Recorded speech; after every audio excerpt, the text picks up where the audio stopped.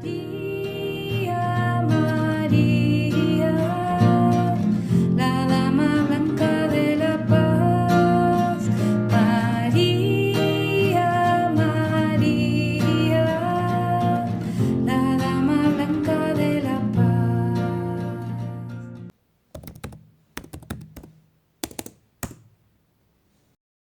En plena madrugada, Miguel Ángel, en estado de éxtasis, salió de la casa de María Teresa Comelín, acompañado por ella, Edith Lara, Javiera Zurita y José Antonio. Miguel, en éxtasis, camina con seguridad y se detiene en el centro de Quilpué. En el lugar hay música fuerte y venta de alcohol. El vidente se hinca y pide a todos que lo hagan.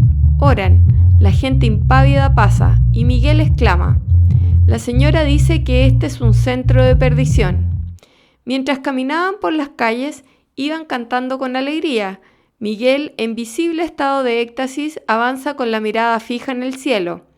Al llegar a una casa grande, ubicada en la calle Blanco 965, se detiene. En el interior de la casa, la señora Luisa Millares observa con inquietud. Temía que se tratara de personas peligrosas, pues tiempo atrás su esposo había sido asaltado en la misma zona. Tomó un arma y se asomó por la ventana, mientras afuera un automóvil de la CNI seguía discretamente al grupo sin intervenir. Desde la calle, Antonio Comelín le dice: «Abra la puerta, señora, porque es la Virgen». La casa tenía mamparas y puertas, y al abrir la mampara, Luisa escuchó claramente la voz de una mujer que le pedía permiso para entrar, y al abrir la puerta se encontró con Miguel Ángel aún en éxtasis, con la mirada hacia el cielo.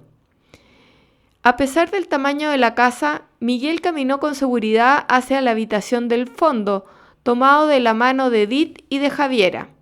Curiosamente, esa noche la pequeña Marcela Kopmels había elegido dormir allí, aunque no era su dormitorio habitual.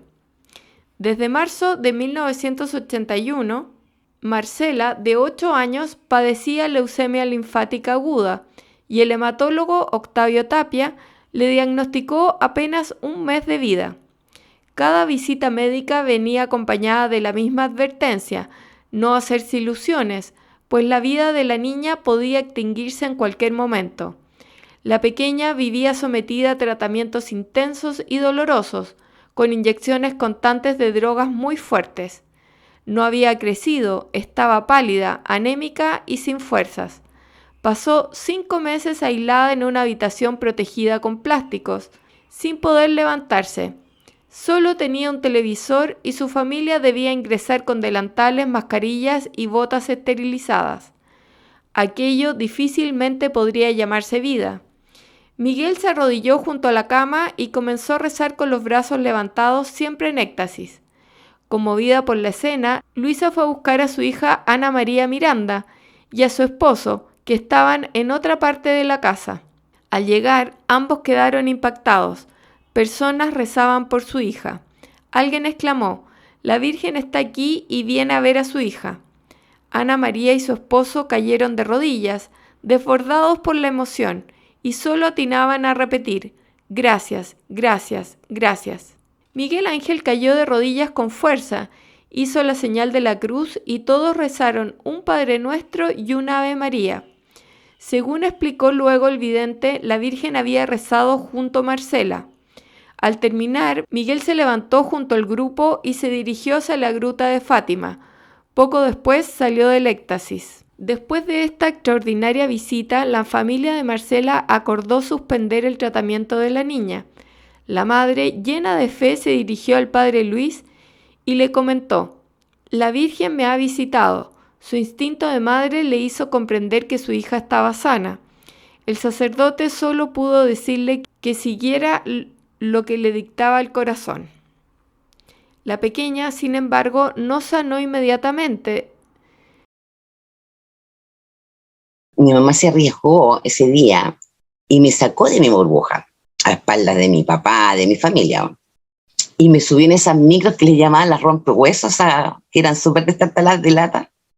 Y llegamos al cerro de Quilpué, teníamos que llegar a Peña Blanca. Y era tanta la cantidad de gente que mi mamá no logró llegar arriba. Entonces mi mamá empezó a colapsar de nervios porque sabía que me estaba arriesgando algo tremendo de microbios, bacterias, a tanta gente. Y así que mi mamá me dejó en la orilla del camino, antes de empezar a subir al cerro, en una cerca, para ella ir a buscar ayuda a estas carpas de enfermería que colocaban, de Cruz Roja, que colocaban en todo el lugar. Y en eso mi mamá ya pasó mucho rato que yo no supe más de ella. Y en ese intertanto de cosas me encontré con un conocido que era el hermano de un pololo de mi tía, que era el Lolito también, un poco mayor que yo. Y él se quedó acompañándome, le llamó mucho la atención que yo estuviera ahí, y me hizo pasar por el otro lado del cerco del cerro, porque la gente pasaba y nos empujaban, nos atropellaban, entonces nos pasamos al otro lado del cerco, y ahí nos quedamos sentados. Mi mamá no la vi por mucho tiempo porque al parecer ella colapsó. Después me enteré que ella colapsó, se desmayó en su preocupación porque ella quería en el fondo que me hicieran como una camilla humana para llegar arriba, cosa que no se logró.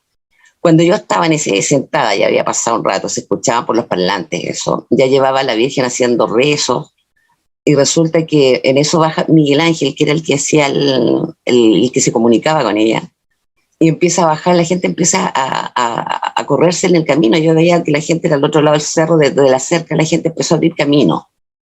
Y en eso venía Miguel Ángel, que llega donde está el cerco, pasó el cerco hasta donde yo estaba, y siempre mirando hacia el cielo, con las manos así, mirando al cielo, hablando un idioma que no sé cuál era, pero de los antiguos. Y se posa en mí, con la mano me hace la señal de la cruz. Lo único que sé, me hizo la señal de la cruz, pero hablando en otro idioma. Y en eso se devolvió y volvió a subir. Y en eso la gente me decía que me pasara al otro lado del cerro, que saliera al cerco, me empezaron a tocar porque dijeron que la Virgen me había venido a sanar.